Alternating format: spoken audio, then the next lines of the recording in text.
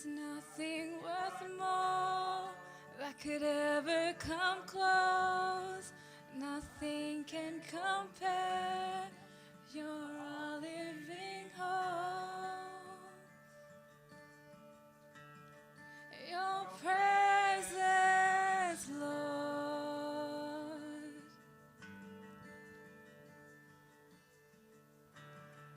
I've tasted and seen of the sweetest of loves, when my heart becomes free and my shame is undone. In your presence, Lord. Come on, let's sing.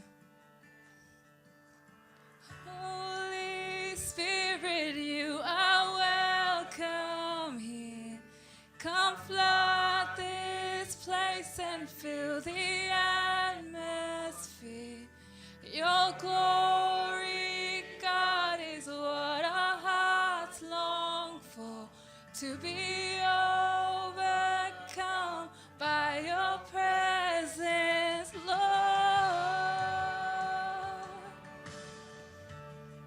Your presence, Lord. Hallelujah. There's nothing worth more that could ever come close.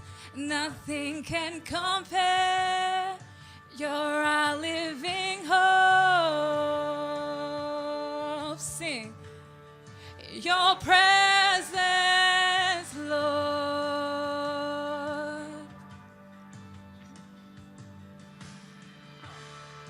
I've tasted and seen of the sweetest of loves, when my heart becomes free and my shame is undone. In your presence, Lord.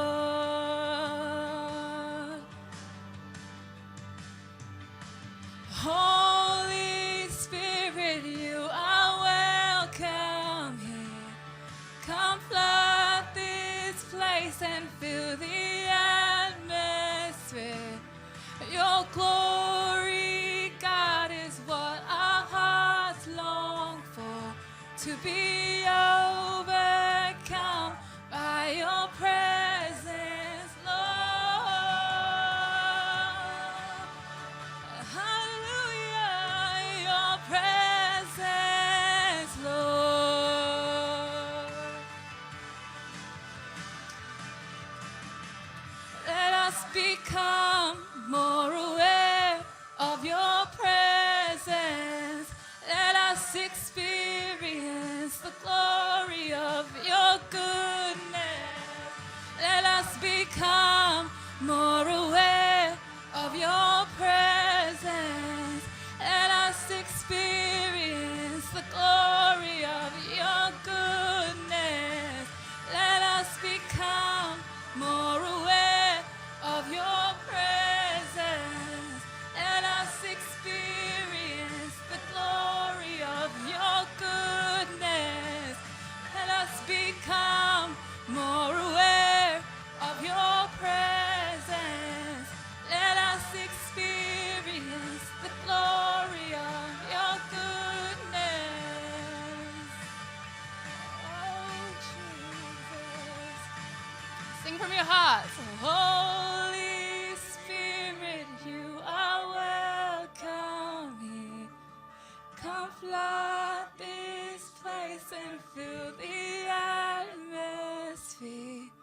Your glory, God, is what our hearts long for, to be overcome by your presence, Lord. Ya benar Tuhan. Tuhan penuhi ruangan ini Tuhan dengan roh-Mu yang kudus Bapa. Penuhi hati kami Bapa dengan roh-Mu yang kudus Bapa.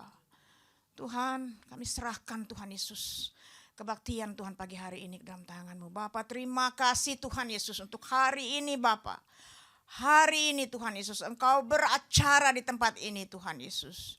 Tuhan, kami serahkan Tuhan Yesus. Kami serahkan Tuhan Yesus. Untuk setiap kami Tuhan Yesus yang api Roh Kudus yang sudah mulai padam. Bapa, Engkau bakar kembali Tuhan hati Roh Kudus Tuhan Yesus. Roh Kudus yang sudah mulai padam. Suam-suam kuku Tuhan di dalam nama Yesus. Engkau bakar kembali Bapa. Agar kami semua boleh bersemangat kembali Tuhan. Untuk memuji dan membesarkan Engkau Tuhan. Dan menjadi berkat Tuhan Yesus di mana saja kami berada Tuhan. Tuhan jadikan kami kantong kulit yang baru Bapa. Agar di bawah tekanan pun kami kuat Tuhan. Kami kuat Tuhan Yesus. Karena kekuatan yang kami dapat adalah kekuatan dari Engkau Tuhan. Tuhan terima kasih Tuhan. Terima kasih Tuhan Yesus. Kami percaya Engkau ada di tempat ini Tuhan. Kami percaya Tuhan Engkau akan beracara Tuhan Yesus. Supaya kebaktian pagi hari ini bukan yang sebiasa-biasa Tuhan. Tapi kebaktian yang luar biasa Bapa. Terima kasih Tuhan, terima kasih Engkau bungkus setiap kami dengan darah-Mu Tuhan. Kau pagari setiap kami Tuhan. Terima kasih Bapa, di dalam nama Yesus kami berdoa dan mengucap syukur. Haleluya. Yang percaya katakan amin. Silakan duduk Bapak-bapak, Ibu-ibu. Oke, coba berdiri lagi. Duduk lagi. See, I like it. Karena kepada waktu kita duduk lagi, kita nggak lihat kursi ada enggak loh. Itu iman yang seperti itu yang Tuhan Yesus mau loh. Kita taruh aja tubuh kita. Kita taruh, kita serahkan bahwa kursi ini pasti tahan kita. Demikian iman yang Tuhan mau kepada kita. Amin. Amin. Alright. A little bit exercise. Yes, doa itu adalah napas orang Kristen ya. Jadi Tuhan bilang juga di Alkitab bilang, jangan khawatir tentang apapun, taruh semua di dalam doa. Taruh semua, Tuhan akan memberikan damai sejahtera dalam hati kita. Kalau kita nggak tahu doa, kita minta Roh Kudus. Roh Kudus akan pimpin. Roma 8 katakan demikian, 26 sampai 27 ya. Di Filipi 4 juga, Filipi 4 ayat 6 tadi. Jadi tapi kita jangan paksa loh, yang kita mau kita Tuhan harus ngadakan loh. Ya, kita harus bilang Tuhan kehendak-Mu yang jadi bukan kehendak kita. Seperti waktu Yesus disalib dia bilang Tuhan biarlah cawan ini berlalu, nothing is impossible for you, but your will be done not my will. Amin. Alright, this morning I'm not preaching here Pak Iman, just Pak Iman's job. Saya hanya mau kasih tahu bahwa betapa pentingnya doa sebagai orang Kristen, no? Doa kita lihat di Matius 15 itu wanita Kanaan itu yang dia minta, Tuhan anak saya ini kemasukan setan. Udah ditolak sama Tuhan Yesus pertama ya. Udah kan kita pernah udah diusir sama murid-muridnya. Tapi dia nggak give up. Dia terus, Tuhan sembuhkan anak saya Bapak. Karena Engkau Tuhan. Karena Engkau Tuhan. Amin. So yes, kita harus jadi orang-orang Kristen yang terus berdoa karena napas orang Kristen adalah berdoa. Amin. Alright, ada beberapa pengumuman di sini. Nama saya Meti, anyway, everybody knows. Halo Ati, nice to see you again. Saya lihat ada beberapa orang wajah-wajah baru sini, mungkin ada yang belum kenal. Mereka udah kesini ya, tapi ya udah lama kita nggak ketemu. Oke. Pelayanan doa kita setiap jam 11 sebelum kebaktian dimulai kita ada pelayanan doa, kita berdoa di situ. Jadi kalau ada yang datangnya agak pagian, kalau mau bergabung dengan kita silahkan jam 11 di ruangan yang situ. Karena masih ada Korea jemaat Korea masih di sini. Dan juga pertemuan kita doa ada Zoom doa pada jam 7.30 malam setiap hari Kamis ya Pak Iman ya, setiap hari Kamis. Karena saya juga kerja shift, kadang-kadang saya bisa ikut. Anyway, I'll try my best. Ini jadi kalau ada yang mau ikut ambil bagian dalam doa jam 7.30 hari Kamis malam, bisa hubungin Pak Yono, dia yang bagian urusan doa. Ya, jadi Zoom-nya nanti bisa dikirim ke yang mau ikut, mau join. Oke. Pak Iman sedang kita harus doakan untuk rencana kita. Permohonan kita ke Crossway yang dimana Pak Iman akan bawakan artinya already permohonan untuk persetujuan supaya kebaktian kita dimulai jam 10.15. Karena 10.15 itu kalau yang keluarga muda yang punya anak-anak mereka bisa join pelayanan anak-anak di yang sentral karena pada jam sekarang itu nggak ada pelayanan anak-anak. Ya, jadi it's hard for ibu-ibu yang muda yang masih punya anak-anak. Jadi kita berdoa aja supaya kita dapat ruangan dan kita bisa start 10.15.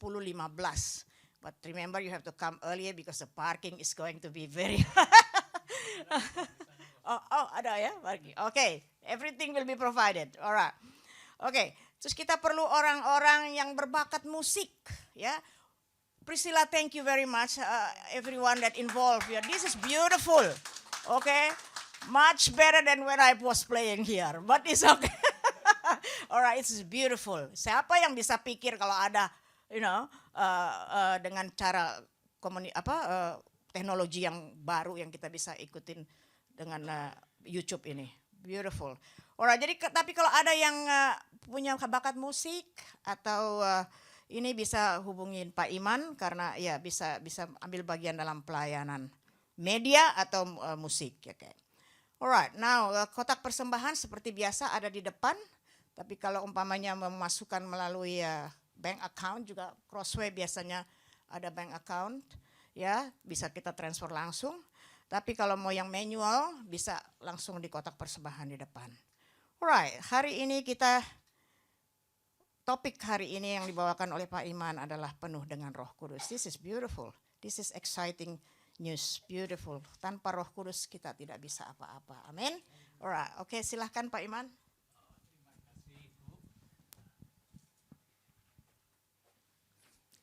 Shalom, selamat pagi Bapak dan Ibu. Ada teman-teman dari Southeast ini. Datang mengunjungi kita gitu, memberikan semangat, rame-rame kita puji Tuhan, luar biasa, amin. Selamat datang Bu Cynthia jauh-jauh dari Perth dia. Dari Perth, kemudian dia datang ke Southeast dan tinggal bersama dengan anaknya. Ya terima kasih sudah berusaha dan juga keluarga saya, kakak dan dan anak-anak saya yang membantu di sini. Memang kita mengalami kesedihan dan kegembiraan. Ya, kalau kegembiraan karena dia labor, kesedihan karena dia liberal. Ya, saudara, memang topik kita bicara hari ini penuh dengan Roh Kudus. Ya, saudara, di dalam Perjanjian Lama di kitab Zakaria 4 gitu, ada nabi yang mengatakan firman Tuhan kepada Zerubabel. Zerubabel ini kalau kita lihat waktu Israel itu dibuang ke Babylon karena mereka berdosa kepada Allah gitu, mereka dibuang dan kemudian ada kembali dari pembuangan itu. Nah, salah satu pemimpinnya itu adalah Zerubabel, gubernur dan bersama dengan Yosua sebagai imam. Nah, pada waktu mereka kembali ke Yudea begitu dan mereka melihat bait Allah sudah rubuh ya, sudah hancur gitu. Dan Tuhan memberikan ke dalam diri mereka kerinduan untuk membangun kembali kerohanian mereka gitu dengan membangun bait Allah itu. Nah, di Zakaria 4 itu dikatakan oleh firman Tuhan kepada Zerubabel, dalam usaha membangun ini bukan karena atau bukan dengan keperkasaan, bukan dengan kekuatan, tetapi dengan Rohku. Wow, gimana ya roh yang tidak kelihatan, tetapi itulah yang firman Tuhan katakan kepada Zerubabel. Nah, kita melihat banyak sekali puing-puing yang terjadi di dalam kehidupan kita. Tetapi ada pengharapan karena firman Tuhan kepada Zerubabel ini dengan Rohku, not by might, not by power, but by my spirit. Luar biasa, saudara. So, di dalam perjalanan murid-murid Yesus kita sering sekali ulang-ulang hal ini. Ketika 3,5 tahun bersama Yesus, setiap hari bersama Yesus, mendengar firman Yesus, hidup bersama Yesus, makan, tidur, dan kemudian juga melayani, melihat orang buta tercelik matanya, orang lumpuh jalan, dan orang mati bangkit. Dan mereka sungguh luar biasa ya, merasakan pengalaman yang jarang-jarang kita bisa alami. Dan hanya 12 murid itu. Tetapi setelah Yesus naik di kayu salib, apa yang terjadi bagi mereka? Semuanya pada ketakutan dan lari bersembunyi, ya enggak? Dan bagaimana orang-orang yang 12 itu bisa diharapkan merubah dunia?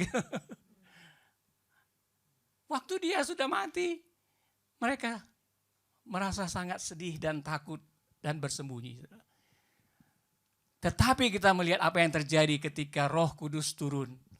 Dan itulah yang bisa membuat dunia jungkir balik katanya. Karena mereka yang orang-orang biasa, bukan orang-orang terpelajar, tetapi orang-orang biasa, cuma mereka hidup bersama Yesus dan Roh Kudus turun dan mereka mengalami pembaharuan. Hal yang sama saudara di kisah 19 ayat 10. Di kisah 19 ayat 10. Ada waktu Paulus dia berkeliling kemana-mana dan kemudian dia sampai di Efesus. Nah, Efesus ini kota kedua terbesar kota orang Kristen pada waktu yang pertama adalah Antioquia. Kemudian dia di kisah 19 dia sampai ke hub atau pusat orang Kristen yang baru di Efesus.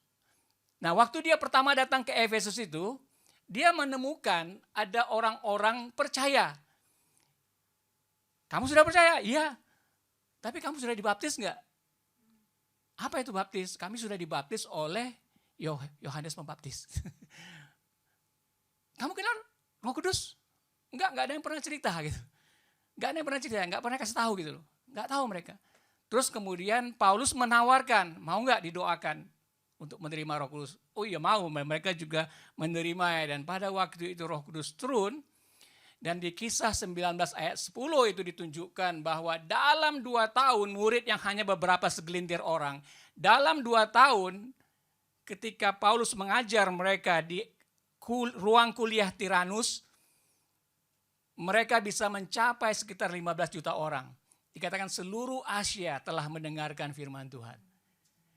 Jadi Roh Kudus, firman Yesus, dan murid-murid itu membuat satu perubahan kepada orang-orang di sekitarnya.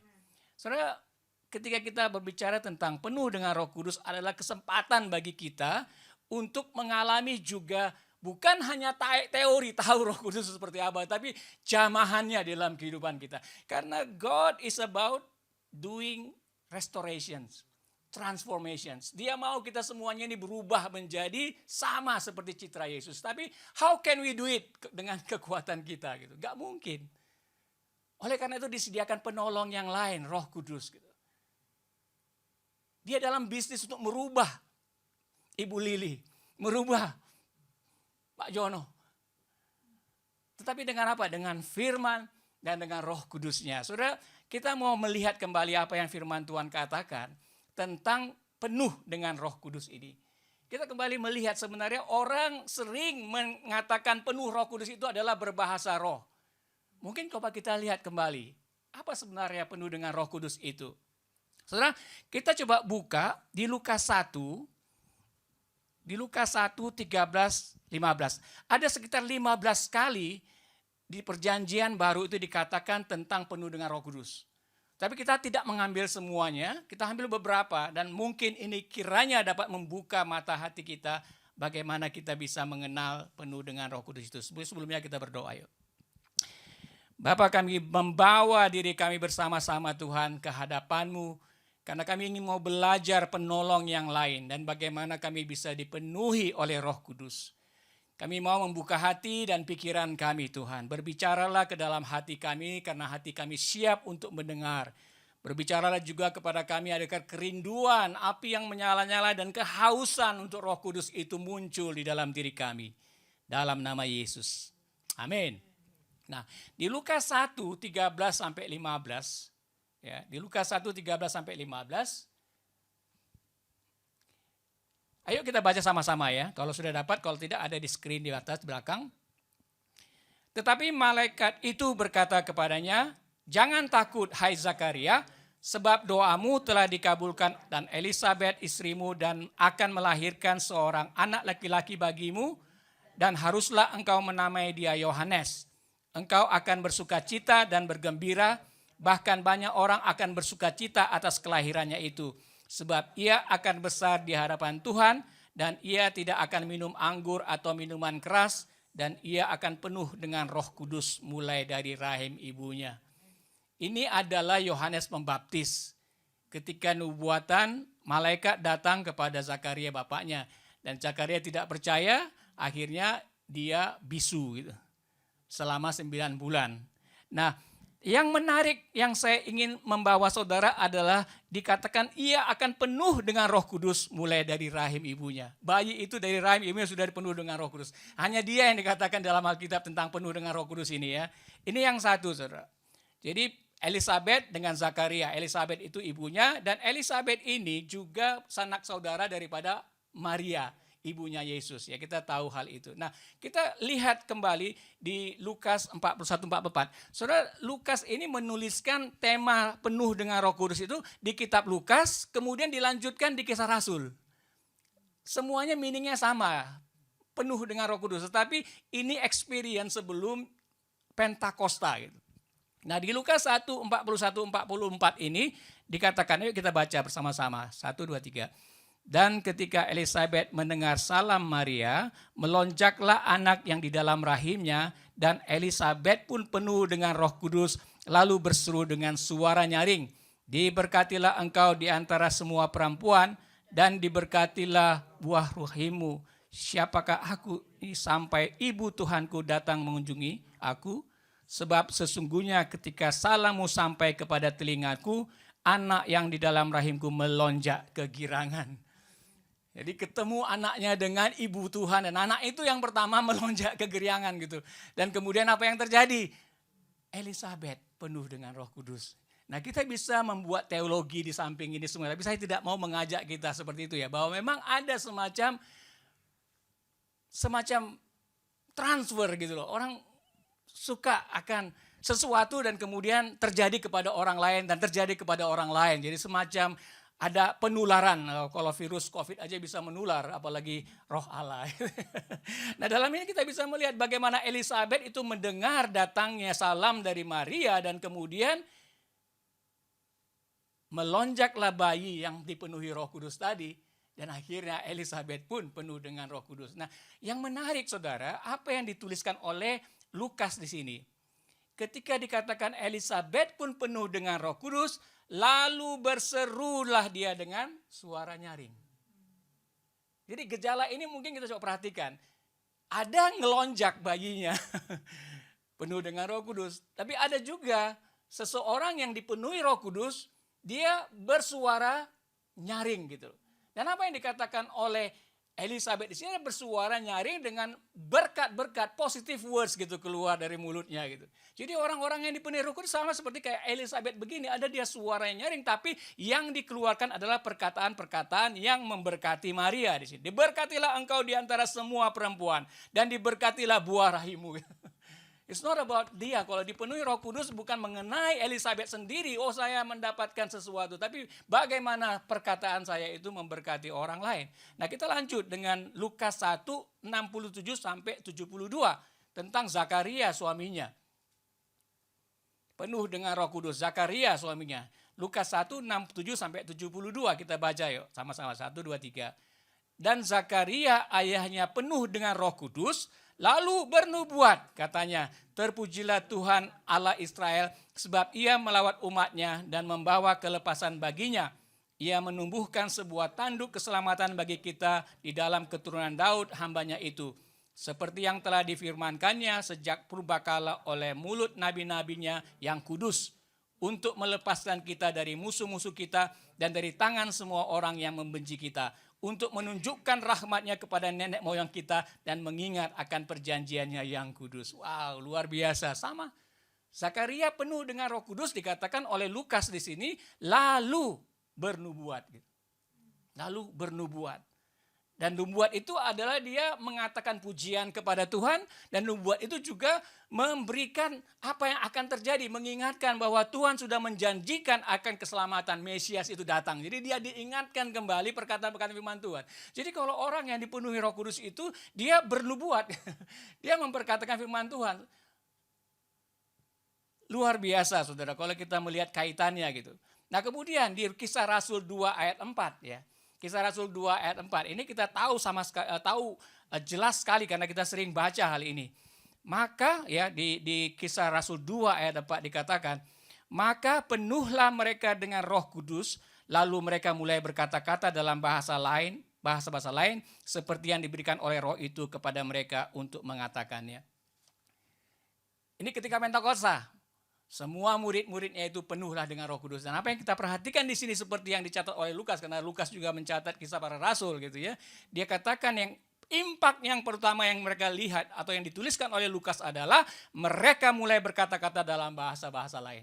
Jadi ada supernatural thing happen di dalam hati mereka sehingga mereka bisa berbahasa sesuatu yang mungkin bahasa Jerman, dia nggak tahu bahasa Jerman, nggak tahu bahasa Prancis, bahasa Afrika, dia bisa berbahasa itu. Atau mungkin juga bahasa misteri-misteri Allah yang sering disebut juga dengan bahasa roh. Nah kita lanjut saudara, di dalam Kisah Para Rasul 4 ayat 31. Nah ini bukan hanya individu yang penuh dengan Roh Kudus, tetapi satu jemaat. Ketika Petrus ditangkap, kemudian Petrus dibebaskan dan kemudian Petrus menceritakan bahwa kita nggak boleh menceritakan nama Yesus karena para pemimpin agama pada waktu itu melarang nama Yesus diberitakan lagi gitu. Nah, kemudian Petrus bicara sama jemaat, lalu mereka berdoa. Nah di Kisah Rasul 4:31 itu apa impaknya? Dikatakan di Kisah 104:31 itu, dan ketika mereka sedang berdoa, goyanglah tempat mereka berkumpul itu, dan mereka semua penuh dengan Roh Kudus. Lalu mereka memberitakan firman Allah. Ini yang luar biasa saudara. Jadi ada perubahan, bukan hanya dia bernubuat, bukan hanya dia berbahasa-bahasa lain, tapi juga mereka memberitakan firman Allah dengan berani. Yang gunakan apa? Mulutnya juga kan. Digunakan kalau kita memberitakan firman Allah dengan berani. Lanjut saudara. Dengan Kisah 7:55-58. Stefanus kita tahu juga. Dikatakan Stefanus yang penuh dengan Roh Kudus menatap ke langit lalu melihat kemuliaan Allah dan Yesus berdiri di sebelah kanan Allah. Lalu katanya, sungguh aku melihat langit terbuka dan anak manusia berdiri di sebelah kanan Allah. Maka berteriak-teriaklah mereka dan sambil menutup telinga serentak menyerbu dia. Mereka menyeret dia keluar kota lalu melemparinya. Stefanus itu berdiri di hadapan orang-orang Yahudi dan berani mempertahankan siapa Yesus itu. Dan dia tahu orang-orang Yahudi sangat marah sama dia karena dia begitu bisa berkata-kata dengan luar biasa gitu tentang siapa Yesus itu. Dan ketika dia tahu mereka sedang marah tapi dia tetap mengatakan, aku melihat anak Allah di sebelah kanan Allah gitu. Dia melihat. Dan kemudian waktu dia dilempari, udah tahu dia mau dilempari ya, akhirnya dia berkatakan perkataan begitu. Dan ketika dia sudah dilempari pun dia masih berkata, Tuhan ampunilah mereka karena mereka tidak tahu apa yang mereka perbuat gitu. Jadi perkataan itu karena penuh dengan Roh Kudus. Perkataan itu karena penuh dengan Roh Kudus yang diubahkan oleh Roh Kudus. Nah ini satu lagi di Kisah 13:8-11. Nah kita tahu Paulus itu dia memberitakan bersama-sama Barnabas ke Sirus. Ini ada gubernur Paulus namanya. Nah pertemuan itu mungkin merubah nama Saulus menjadi Paulus gitu ketika di Sirus gitu. Ya, karena mereka mau memberitakan Injil kepada gubernur Paulus ini, tetapi ada penghalangnya, yakni ada tukang sihir, Elimas gitu, yang menghalang-halangi pemberitaan itu. Dan akhirnya apa yang dikatakan oleh Paulus kepada Elimas? Mari kita baca di Kisah Rasul 13:8-11. Tetapi Elimas, demikianlah namanya dalam bahasa Yunani, tukang sihir itu menghalang-halangi mereka dan berusaha membelokkan gubernur itu dari imannya. Tetapi Saulus, juga disebut Paulus yang penuh dengan Roh Kudus, menatap dia dan berkata, hai anak iblis, engkau penuh dengan rupa-rupa tipu muslihat dan kejahatan.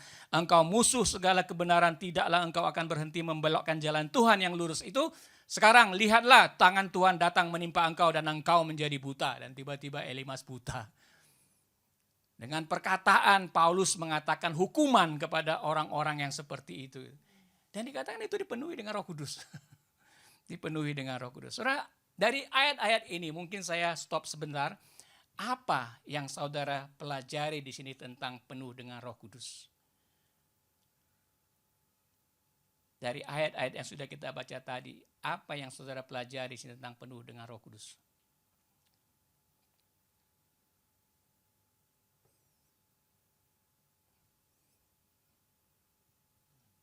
Mungkin ada yang bisa memberikan komentar?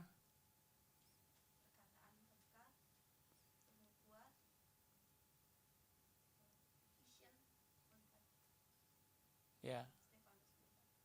Stefanus melihat ya, melihat visi ya. Jadi memberkati, kepenuhan Roh Kudus itu artinya perkataan kita memberkati, perkataan kita juga bernubuat. Demikian juga perkataan kita memberikan hukuman gitu kepada musuh-musuh yang mencoba melawan gitu, menahan gitu. Ada lagi? Roh Allah yang Maha Kuasa ya. Ya. Maha Kuasa dalam arti di sini dia merubahkan orang yang dipenuhi gitu ya. Luar biasa. Saudara, mungkin kita telah banyak berkata-kata tanpa penuh dengan Roh Kudus. Saya melihat di dalam Amsal ada beberapa ayat di sana yang saya bacakan bagi saudari. Amsal 12:18. Ada orang yang lancang mulutnya seperti tikaman pedang, tetapi lidah orang bijak mendatangkan kesembuhan. Itu kayak pedang. Pernah nggak saudara dikata-kata yang demikian? Dan rasanya seperti tertusuk gitu ya. Ya nggak? Saya pernah saudara merasa begitu. Kayak ngomong sama satu orang ini, tek tek tek tek kayak diserang gitu loh. Saya mau berdamai tapi gimana? Dia pakai pedang sih. Pedang lidahnya gitu. Tek tek tek tek. Sampai yang kecil-kecil pun bisa dia katakan gitu. Waduh. Di Amsal 18 ayat 21 dikatakan hidup dan mati dikuasai lidah. Siapa suka menggemakannya akan memakan buahnya. Jadi kalau kita menggemakan kematian, ya kita buahnya kematian. Menggemahkan hidup, membangun, memberkati, ya kita akan memakan buahnya kebaikan gitu. Kemudian di Efesus 4:29 juga dikatakan di perjanjian baru surat Paulus Efesus 4 ayat 29, janganlah ada perkataan kotor keluar dari mulutmu, tetapi pakailah perkataan yang baik untuk membangun di mana perlu supaya mereka yang mendengarnya beroleh kasih karunia. So, saya mungkin melihat di sini ya kalau kita kecewa dengan orang yang meninggalkan pelayanan ini gitu. Dan kita kadang berkata-kata gitu kepada orang gitu. Dan itu sesuatu yang bisa menjadi jerat bagi dia, mematikan gitu. Dan kita tidak mau terlibat. Mungkin juga ada kita kecewa dengan pendeta, ada kecewa dengan Crossway, pimpinan Crossway, dan itu banyak sekali yang terjadi karena kita tidak dipenuhi Roh Kudus, jadi kita dipenuhi oleh kedagingan kita sendiri, sehingga kita ngomong apa adanya gitu loh. Dan itu membuat benteng-benteng. Dan ketika orang datang mau masuk bersemu seperti ini, kadang mereka bisa merasakan kematian. Karena perkataan-perkataan yang diucapkan perkataan kematian, perkataan-perkataan yang menjatuhkan sesama lain. Kalau kita melihat rahasia di sini, mengapa nanti Roh Kudus itu kalau dia datang, dia mengubahkan yang pertama-tama mulut. Karena dia tahu bahwa ini manusia-manusia yang hidup dan mati dikuasai lidah. Dan suka dengan kedagingan. Saudara, mungkin saya ajak ya Pak, mungkin ada 1-2 orang di sini yang bisa mewakili jemaat untuk kita berdoa karena ada banyak dari luar juga orang-orang yang mau saja ngomong menggunakan mulutnya tapi untuk menjatuhkan kita gitu. Nah mungkin saya juga tidak terbebas dari hal itu karena kedagingan sering muncul.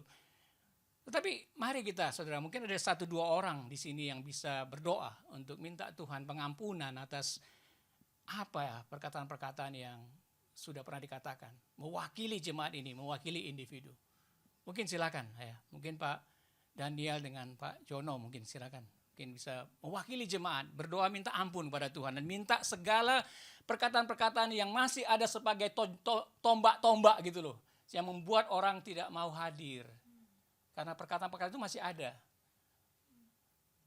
Dan kita minta Tuhan untuk menolong. Ya, silakan Pak. Apa yang telah kami bicarakan, apa yang telah kami dengar firman-Mu Tuhan, bahwa Roh penolong itu Tuhan sanggup menghibur kami, sanggup mengubah kami dan sanggup memperbaharui kami hari lepas hari Tuhan, sehingga kami dapat melihat hari masa depan kami penuh harapan Tuhan sesuai dengan apa yang Tuhan janjikan dan Tuhan rencanakan dalam setiap kehidupan umat-Mu Tuhan. Terima kasih untuk jemaat yang setia yang ada masih tinggal pada saat ini Tuhan. Kami mengucap syukur dan terima kasih. Biarlah berkat Tuhan turun atas setiap kami senantiasa, sehingga dimanapun kami berada Tuhan, dimanapun kami berasosiasi Tuhan, biar nama Tuhan terus dimuliakan Tuhan. Bapa, pakai kami yang kecil untuk menjadi sinar-Mu Tuhan, karena kami adalah saksi-saksi daripada sinar itu Tuhan. Terima kasih Bapa, di dalam nama Yesus Tuhan kami berdoa dan mengucap syukur. Haleluya.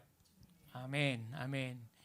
Saudara, kita bisa bayangkan kalau kita dalam satu komunitas di mana orang itu dihargai, tidak dihakimi, orang itu diberikan semangat.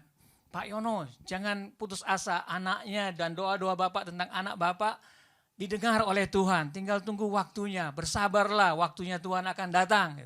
Kalau kata-kata seperti itu kita berikan ya. Ibu Susi, Pak Heri, semangat untuk melayani Tuhan kembali ke Kamboja, ke Indonesia, luar biasa Tuhan akan mencukupi segala kebutuhannya gitu. Dan akan mempertemukan dengan orang-orang yang tepat sehingga usaha-usaha Bapak untuk memberkati mereka berhasil. Dan Bapak akan melihat buahnya. Perkataan-perkataan seperti itu, perkataan-perkataan yang membangun.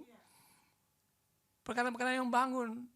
Di Jepang itu ada penelitian, ada 2 macam, ada 2 pokok yang sama, tanaman yang sama. Yang satu dikatakan perkataan-perkataan bagus, oh kamu indah, kamu bagus luar biasa. Yang satu dimaki-maki. Ya, dilakukan riset sampai berapa bulan gitu, ternyata yang dimaki-maki mati. Ada firman Tuhan katakan ada kuasa di dalam lidah kita gitu. Ya kita bayangkan kalau pertemuan kita ini ketika orang datang dia merasa bahwa dia akan dibangun, dia akan diterima. Oh bagaimana kondisi keluarga kamu? Bagaimana apa yang kamu lakukan dalam pekerjaan kamu? Itulah saudara yang kita inginkan. Dan kita tidak sendirian bisa melakukan itu. Karena ada Roh Kudus. Nah di dalam Efesus 5, 18-21 inilah nasihat daripada Paulus. Efesus 5, 18-21. Ya, di Efesus ini dikatakan, mari kita baca sama-sama ya. 1, 2, 3. Dan janganlah kamu mabuk oleh anggur, karena anggur menimbulkan hawa nafsu. Tetapi hendaklah kamu penuh dengan roh, dan berkata-katalah seorang kepada yang lain dalam mazmur, kidung puji-pujian, dan nyanyian rohani. Bernyanyi dan bersoraklah bagi Tuhan dengan segenap hati. Ucaplah syukur senantiasa atas segala sesuatu dalam nama Tuhan kita Yesus kepada Allah dan Bapa kita, dan rendahkanlah dirimu seorang kepada yang lain di dalam takut akan Kristus. Ya daripada kita mabuk oleh anggur, hendaklah kamu penuh dengan Roh Kudus. Dan ini secara kontekstual. Nah, di dalam kitab Efesus ini juga dikatakan hendaklah kamu penuh dengan Allah gitu loh. Kepenuhan Allah juga, kemudian kepenuhan firman Kristus, dan yang ini kepenuhan Roh Kudus. Secara jemaat kita memang diminta untuk penuh Roh Kudus. Dan ada perkataan yang dikatakan oleh Paulus di tulisan ini bahwa berkata-katalah seorang kepada yang lain dengan mazmur, kidung pujian dan nyanyian rohani gitu. Kita ini adalah anak Allah. Ibu Siti, Tuhan mengasihi kita ini anak Allah. Ibu sudah 89 tahun, sudah waktunya yang memang kita belum mungkin pernah bisa capai, tetapi Tuhan masih memakai. 89 tahun, nanti tahun 90 atau 91, bagaimana Tuhan masih mau memakai ibu menjadi berkat bagi anak-anak yang ibu kasih, yang masih belum datang kepada Tuhan, mungkin satu waktu nanti mereka akan datang kepada Tuhan. Hal-hal semacam ini kita bangun dalam komunitas, perkataan-perkataan seperti yang kita tinggalkan perkataan-perkataan yang bukan kidung nyanyian rohani. Itu akan membangun, saudara, membangun otomatis komunitas itu sendiri. Dan ucaplah syukur senantiasa atas segala sesuatu dalam nama Tuhan kita Yesus Kristus kepada Allah dan Bapa kita, dan rendahkanlah dirimu seorang kepada yang lain di dalam takut akan Tuhan. Saudara, perintah ini untuk kita secara individu menerima kepenuhan Roh Kudus dan juga secara komunitas. Dengan gitu kita akan mengalami kebangunan di dalam perkataan-perkataan kita, dan itu akan Tuhan menjadi senang, dan kita juga akan dapat mengalami komunitas yang membangun kita juga. Jadi orang-orang datang kemari itu bukan karena oh ini hari Minggu saya harus datang. Tapi lebih daripada I need, because saya mau dipenuhi Roh Kudus. Saya rindu firman Tuhan, saya rindu ada persekutuan dengan teman. Saya mau membantu, saya mau melayani orang lain gitu.